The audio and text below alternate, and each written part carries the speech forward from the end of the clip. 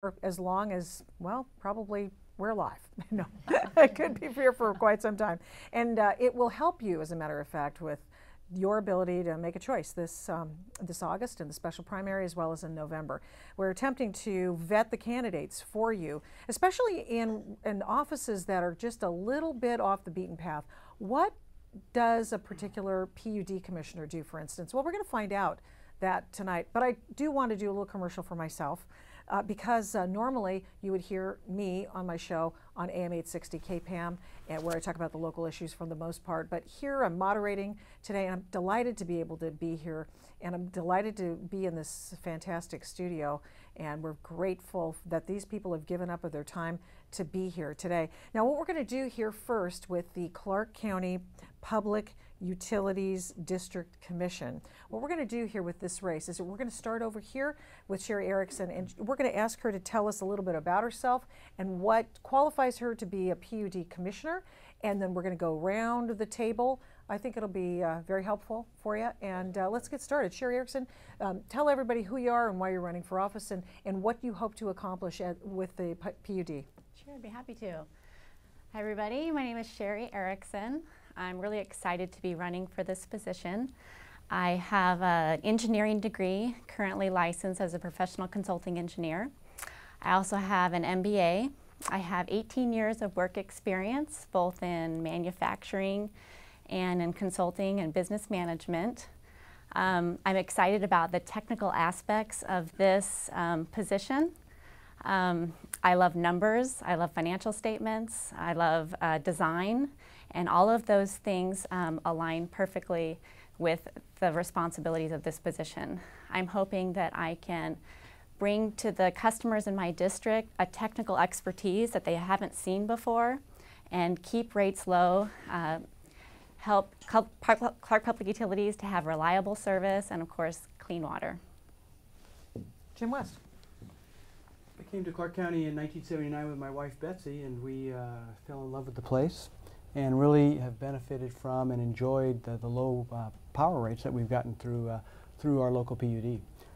When I realized that Carol Curtis was going to retire after 30 years, I thought I would jump into the race. I've got a great background in business. I work in the commercial real estate arena, and that in itself has a lot of complex numbers. And I feel like that experience translates right into the complexity that is today's current PUD. All right, David Campo. Thank you. My name is Dave Campos, and I'm a nearly a 20-year resident of the Battleground area. Stayed local for college, went to Clark College, Washington State University, Vancouver and Portland State University, and got bachelor's and graduate degrees in finance. I've been fortunate enough to build my career here in the county. I've worked for two of Clark County's largest member-owned financial organizations, or member-owned financial institutions, and served small businesses during my time. And I've realized that we've all been impacted by the market. We've all had to learn to do a little bit more with a little bit less. My interest in running for the PUD Commission really began when I became a board member for the Building Industry Association here in Clark County, and realized how much our job creating small businesses were being negatively impacted by regulation and higher system development costs. So that's really my motivation to be here tonight. All right, very good. Julie Anderson. Yes, my name's Julia Anderson. I'm running for Clark Public Utilities Commissioner, along with these other fine people. And I'm running because I feel I can make a contribution at a higher level in this organization. For background, I grew up on a farm in Idaho, raised 4-H steers to pay for my college education, and graduated from the University of Idaho. I've spent most of my career in journalism, and that would be at the Columbian as the business news editor and business columnist. I've covered the economy here for many years. I know all of the major employers, and I certainly understand the energy issues that we're facing here in Southwest Washington and in our region. And I feel that I can bring real leadership to this position. That's what we need right now in terms of solving the challenges we have, so that we're finding the middle ground between the environmental issues as well as the employment issues with our economy. And I think I'm the one who can do that. Jim Malinowski. I'm Jim Malinowski. I'm a graduate of Battleground High. a graduate of Washington State University with a bachelor's degree in electrical engineering, a graduate of Texas A&M University with a master's degree in electrical engineering, and a graduate of Stanford University with a master's degree in business management. I also worked for Pacific Gas and Electric for 31 years with positions as manager of transmission planning and as manager of power control. And for the last 8 years, I've been teaching at Clark College the Power Utilities Technology program. I developed that program at the request of Bonneville Power Administration. I believe the PUD faces some very complex issues associated with operating in very complex electrical and natural gas markets. They also are being subject to regulatory requirements, reliability requirements by the federal government that could result in significant fines if they have a problem. I think it's important to have someone on that board that has the technical background to understand the challenges that the PUD faces, and I think I could provide that expertise. I think we should start out by calling all of you total underachievers, clearly. And I'm kidding. But I do wonder what it is that a PUD commissioner does. You clearly have established yourselves as the leaders in the community. You have credentials. You have lots of letters after your name. But what do you do in that office? And let's start with Sherry Erickson. What does one do as a PUD commissioner? I think the most important thing a commissioner does is they help set the rates, and that defines what customers pay for their utilities. So the board serves the public needs because utility is a public service. It's a commodity, but it's also a public service, and commissioners make sure that the rates are in check so that the customers don't get taken advantage of. They also review all policy, all of the financials, and give their stamp of approval. Jim West, when you look at the job of a PUD commissioner, what is it that you like about it, and how does that translate into the job that, well, how does that translate into the job? How do you like the job, and what is the job? Sure. Well, and I would agree with Sherry that the job of the PUD commissioners, first off, is to really hire the CEO. It's not any different than any other board. They are to hire the CEO and give them direction through policy on how they should operate the PUD. And I think the PUD commissioner's job is also to communicate to the public, and I think we've all discussed this, that the public really has, in many cases, little idea what the PUD actually does and how it works. We all own the PUD. We are all customers and all owners of the PUD, and so we represent the citizens of the community to make sure, as Sherry mentioned, that our financial resources are being used wisely. So people are basically stuck with the rates you guys decide, should you be elected. And since we have a good grasp, I think, unless somebody wants to add to what the PUD commissioner does, of what a PUD commissioner does, well, let's move on. And let's go to David. Could I add one little thing about rates? Sure, absolutely. I think there's a lot of forces at work, and Jim sort of touched on this a bit, that are way beyond just our publicly owned utility. We have Initiative 937, which is going to require that the utility purchase more alternative power. We have the BPA selling its wholesale power rates at an increasing level of cost.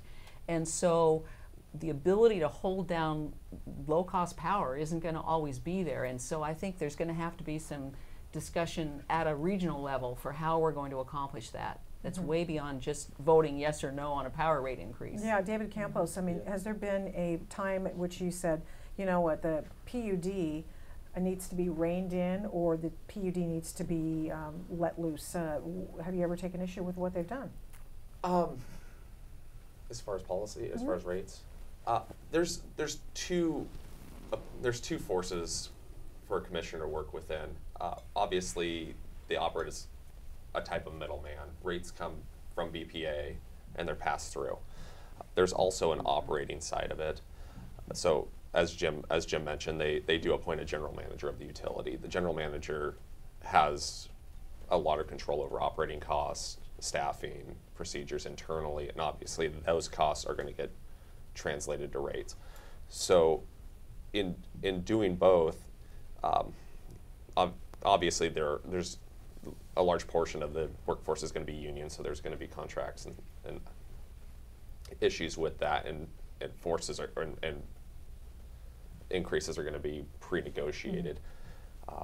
And then obviously federal regulations are going to dictate where BPA are at. So I really think it's important for the commissioner to be able to manage all those forces and all those issues. Very difficult. Yeah. It's like Herding cats. I was just going to say that. So let me go back then to Julie Anderson, and let's expand a little bit on that. Sure. And let me ask you this: can you do everything you've said with respect to the BPA and alternative energies, et cetera, and still not raise cost to public utility? I don't think any of us can say that under our commission that rates might not go up, for the simple reason that I've already mentioned, that there are many forces at work that are putting tremendous pressure on our rates. And frankly, if I were elected commissioner, I will ask the new governor, whoever that would be, for an energy summit to talk about energy in this region, and that we are facing a crisis, and low-cost power is the only thing we have going for us in terms of economic development.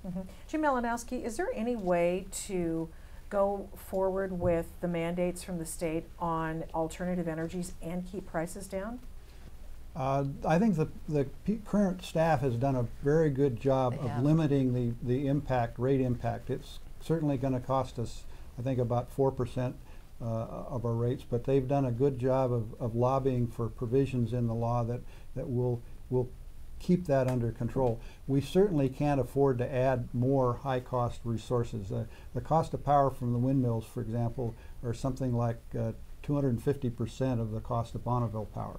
So we can't really afford to add more. Now, fortunately, we're a low-growth utility. If we can keep our load stable and not increase and not have to go out for new resources, then I think that component can be managed.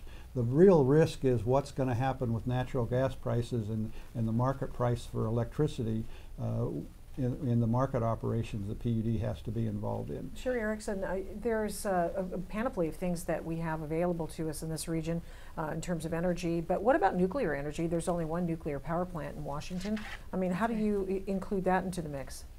I wouldn't say it is a big player in the mix. I think the big player right now is wind, and that's what's driving the I-937. Wind is very expensive. It's a great resource, but it's what's driving the cost of power to go up. Nuclear plays a very little role, I think, locally, and it's starting to play less of a role in California as well. More wind power, less wind power, Jim West? Well, I agree with Julia. I was at an event the other night where Jay Inslee was at, and I had about 5 minutes to talk with him, and I said, hey, our community, particularly Clark County, is concerned about I-937. The whole landscape has changed. We passed that law 5 years ago. Our whole financial situation has changed. What we thought the costs might be are higher, and again, our ability to pay for them is significantly changed. What's the mix of your power usage? I mean, for instance, I know that Jim Malinowski's talked about he's concerned about the rising cost of natural gas, and he's right to do that. Right now it's low.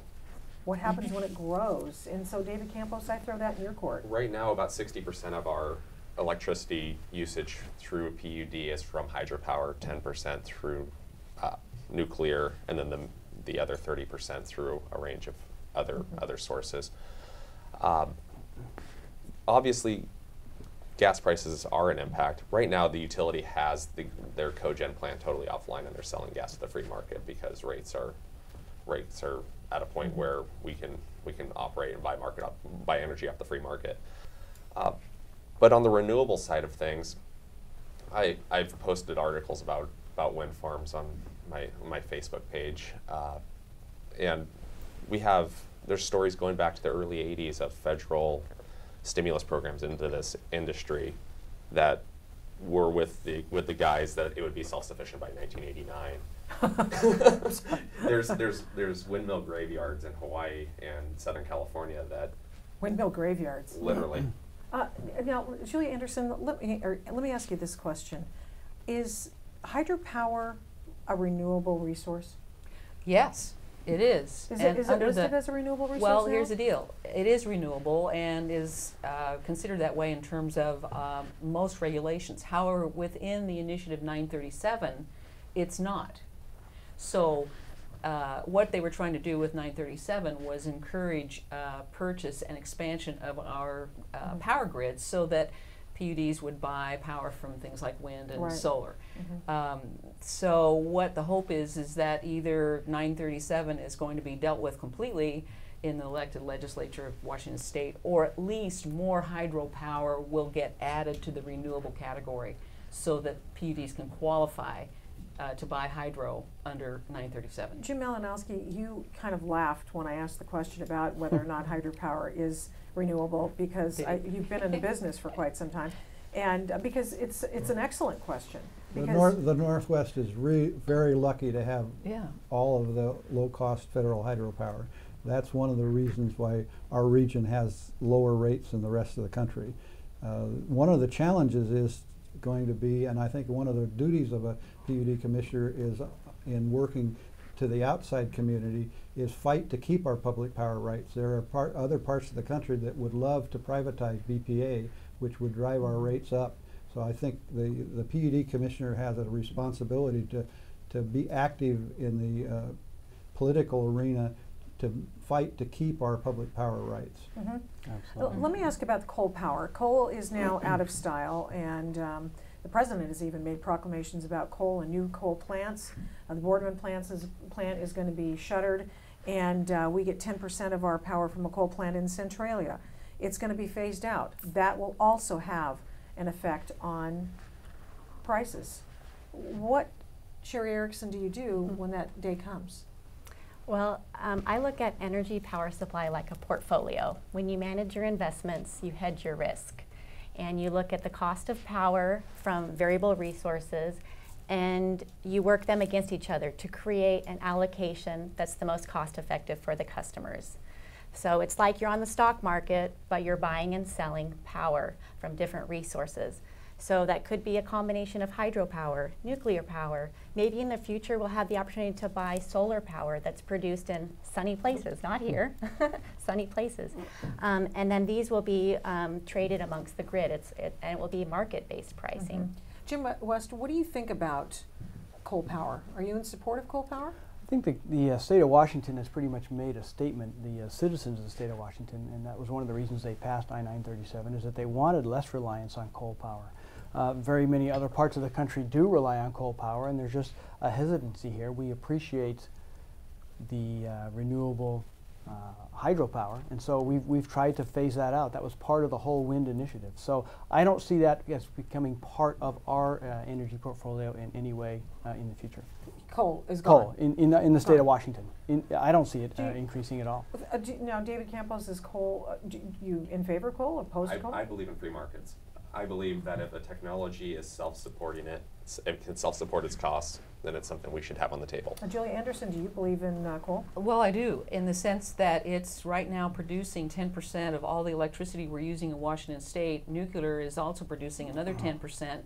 Those are both out of favor, and they're headed toward the dustbin maybe. And that's 20% of our power that we're going to have to make up for in some way, and it isn't going to come from hydro because we're maxed out on hydro. Okay, let me ask you this. In fact, I'll throw this over to Jim Malinowski. You've been in the business for a long time. You came up and earned your stripes at BPA. This current effort and this current stuff, the excitement about coal power, or lack of excitement about coal power, excitement about wind power. Is this a fad, just a phase people are going through? Is it a fad? Well, I think in the long run, the markets will decide what the price of the various alternatives are going to be. And for now, the renewables, solar and wind, are more expensive than coal and natural gas, and significantly more expensive than hydro. One thing we haven't talked about, I think is important, that is conservation. I believe that one of the things the PUC should be doing is doing everything they can to make sure that we have all cost-effective conservation programs. It's much better to conserve than to go out and buy new resources, expensive new resources. What does that look like? What does conservation look like? There are various things. I know I have a friend who has a home down in Washougal who has cut his energy demand from to about 10% of what a conventional house would provide. There are houses that can be built which are essentially zero energy consumption. And so there's a great deal that can be done. You can develop, use more energy efficient motors in factories. There's quite an array of conservation items.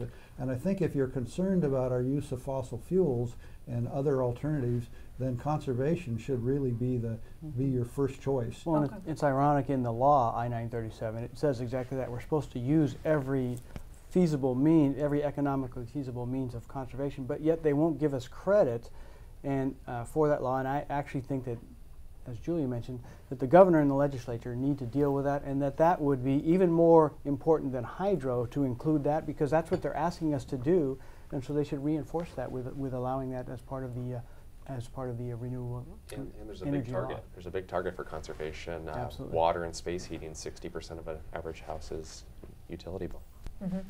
Let me ask about the extent to which the Clark County Public Utilities District Commission would begin to tell people what to do in their homes, and by decree tell them what they should cut out, etc. Is that part of what it will be that you do? Okay, to what extent are you willing to go?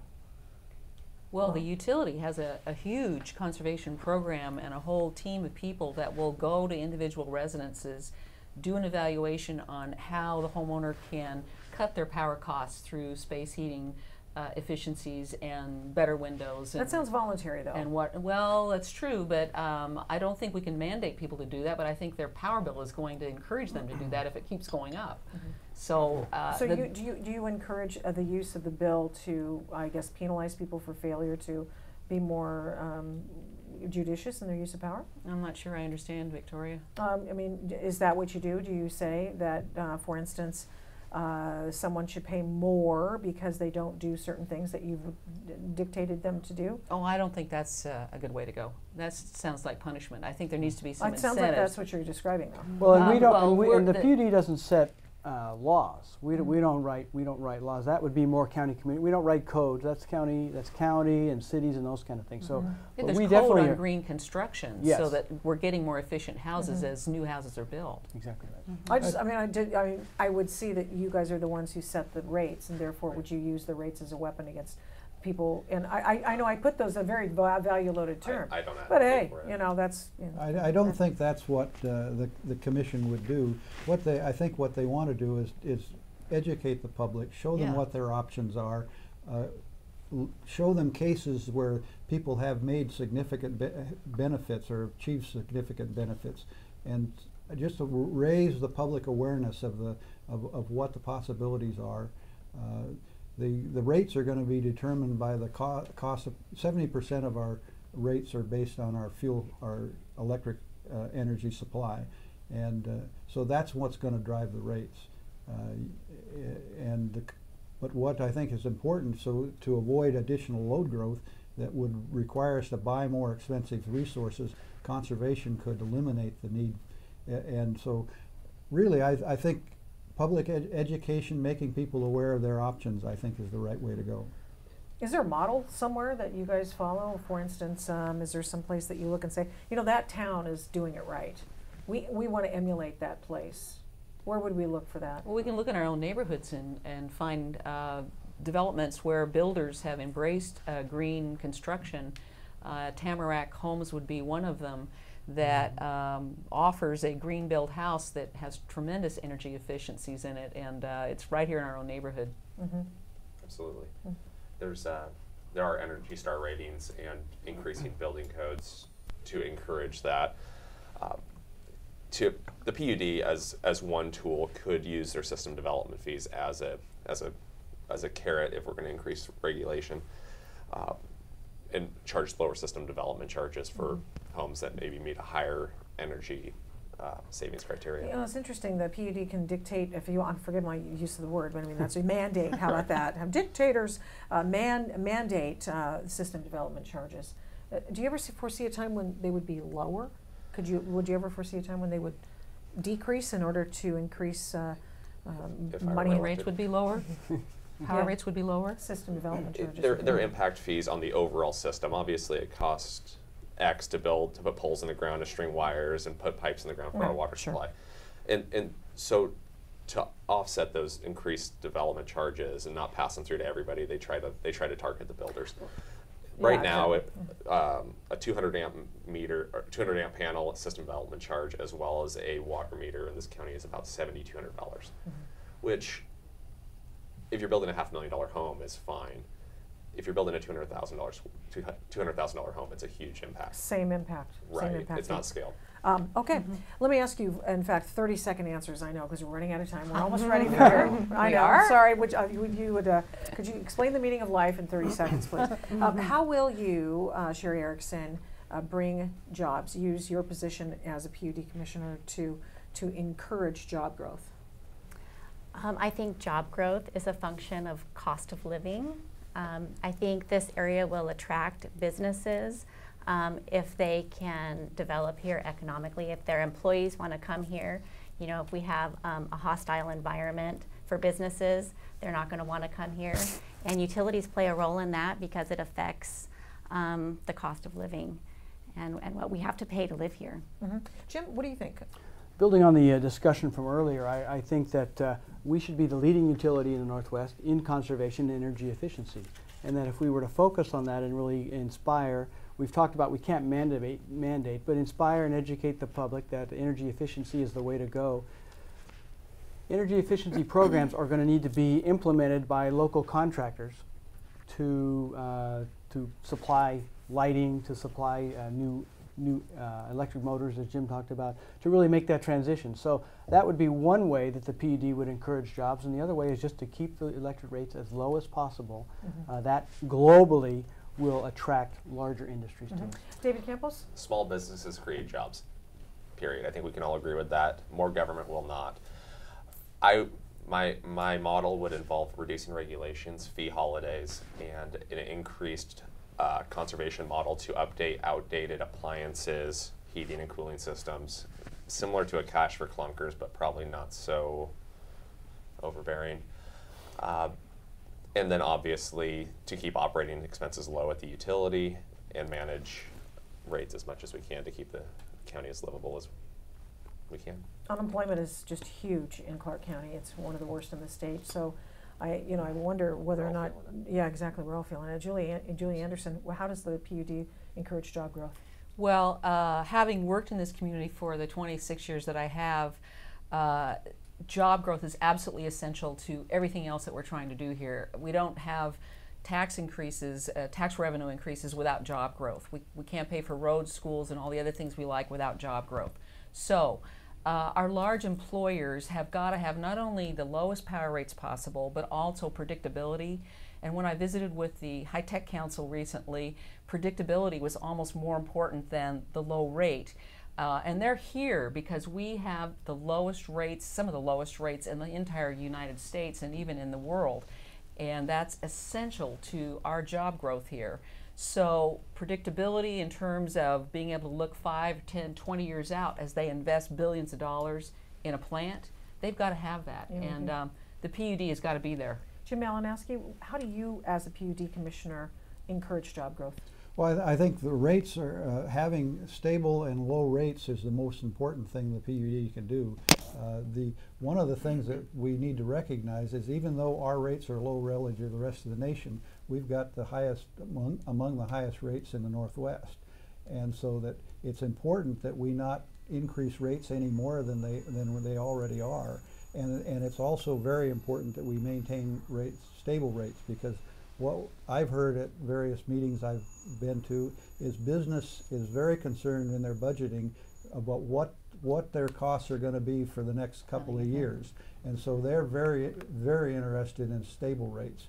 And I think it's going to be a challenge given the markets that the utility operates in, is both keeping rates reasonable and affordable and stable. All right, it's time for closing statements now for everyone. And Sherry, why don't we start with you? Sure, thank you. As I started off, I'd like to just say I'm not a professional politician. I'm a professional consulting engineer. My interest in this position is that my resume matches the qualifications needed for this job. I'm interested in serving my community. I want to make it our favorite place to live, not now, but forever, for the next 20 years, and I want to be a part of that. And I've got the credentials to do that, and I'm motivated and I'm excited about this opportunity. Feel free to check out my Facebook page. It's Sherry Erickson for Clark PUD Commissioner.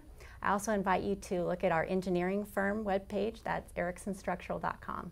Thank you. Jim West. I've been a member of the community about 34 years. I think that the primary thing that we need at the PUD Commissioner's job is, as I mentioned, inspiration and a vision for the future. We have highly technical people that we hire to execute good performance at the PUD. So if you want somebody who's going to be an ear in the community and make the customer the #1 focus of the PUD, then vote for me and go to electjimwest.com. David Campos. Thank you. I look forward to bringing relevancy and energy to your public utility. I've spent nearly a decade helping small businesses in the county, and I look forward to helping small businesses with this position. Feel free to look at my website, votedavecampos.com. Actually, I'm sorry, votecampos.com, or Vote Dave Campos on Facebook. Very good. Julie Anderson. Well, first of all, I'd like to thank US Digital for hosting this panel and Victoria for asking all those good questions. I am feeling like I have another and greater opportunity to make a contribution to this community, just as I have for the last 26 years at the Columbian as the business editor. I understand the issues. I particularly understand the energy issues facing large employers, and I think I can make a real difference by bringing leadership, by setting policy, and by reaching out across both political aisles to get some things done and find the middle ground that is going to preserve our low power rates in this region and also maintain predictability of rates so that we can grow some jobs here. Jim Malinowski. Yes, I believe that I'm the most qualified candidate in terms of my background, and I think it's important to have someone on that commission that is technically qualified to judge or be able to evaluate the staff performance in keeping our rates stable. I also have been attending PUD board meetings since about the mid-90s, and so I think I've got the background to understand the challenges that the utility faced. So my theme is the committed and qualified candidate, and you can check out my webpage at jim-malinowski.com. Oh, you guys are awesome. Thank you so much for giving everyone a little taste of what it's like to be a PUD commissioner. Did you want to say one? Webpage? I forgot to mention Oh, it. of course, of It's course. electjuliaanderson.com. Thank you very much. Oh, of course, yeah. We're I'm very sorry. hopeful that everyone does that, because Yes. guess what? This is a live webcast, so we're very, very sensitive to social media needs. And this webcast, as a matter of fact, will be on the website, I think, as long as time. And so this is a good thing, because it'll allow as there's you. power. Exactly, that's right. As long as there's power, that's right. And you know, the good news here is that these folks gave up their time, and they've been willing to get into the arena to put themselves forward as a candidate for office. And you know what? That ain't easy. It's in fact very difficult to come on and then face off with people on a daily basis who continue to pepper them with questions, sometimes questions that they might think are impertinent, but that's why I love to do what I get to do. So it's fantastic. Anyway, as a matter of fact, if you like the impertinent questions you've heard here today on the live webcast, you can also check me out on the Victoria Taft Show from 11 to 3 right here on AM 860 on KPAM. This is not right here. This is COOV.com. I keep forgetting. I only spend, 20 hours a week talking. So it's great to be here, and I want you to know that this is an important public service that COOV.com is doing. And as a matter of fact, your ballot is going to be dropping at any moment, as a matter of fact, within days. And you will be asked to get your ballot in by August 7th, because that's primary day. There will be 35 drop boxes throughout the county that you can drop your ballot off at, and there you go. If you don't get involved, you don't get what you want. And so that's one of the reasons why we wanted to provide you this transparent opportunity to see what's going on in your own community in a job that you may not be as familiar with as you would like to be, and now you are. Okay, very good. So here's your order. Watch these over and over at COOV.com. And then what you do is you get your ballot and you choose well. Thanks for being here.